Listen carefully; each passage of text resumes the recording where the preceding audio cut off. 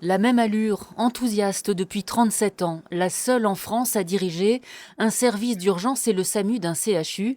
Est-ce que cela veut dire qu'elle est une femme à part? Ça veut dire qu'il faut de la disponibilité, ça veut dire qu'il faut peut-être plus encore prouver des compétences, peut-être, oui. Des compétences, elle n'en manque pas, celle qui est 7e sur 700 au concours de 2e année de médecine.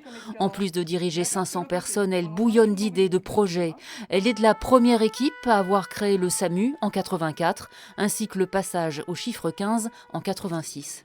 2 chiffres maintenant suffisent pour nous appeler de l'ensemble du département et c'est pour nous extrêmement important. Elle est aussi à l'origine de l'enseignement des soins d'urgence, inexistant jusque-là, aux entraînements aux catastrophes massives. Mais ce qui lui vaut d'être femme de science, c'est d'avoir créé Simu Santé. Ici, on simule avant de soigner. 130 spécialités, 9000 personnes formées. Docteur en sciences de l'éducation, elle se bat pour une pédagogie innovante.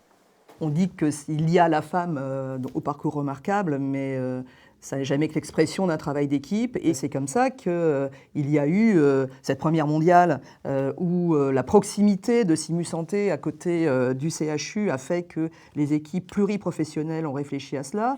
La patronne assure encore la régulation une fois par semaine, attachée au savoir-faire, au savoir-être surtout. Surtout ne pas considérer que les équipes de SMUR, ce sont des cow-boys insensibles. Cette image nous terrifie, on est des soignants sensibles, mais évidemment avec une certaine distance par rapport à ce que nous pouvons voir et vivre. Quelqu'un d'atypique, quelqu'un d'extrêmement humble et avec qui on peut évidemment travailler au quotidien de manière extrêmement simple, force de créativité, force d'entreprise qui nous permet d'amener tous nos projets au bout. Celle qui a reçu autrefois les palmes académiques a encore des projets plein la tête, n'est pas femme remarquable qui veut.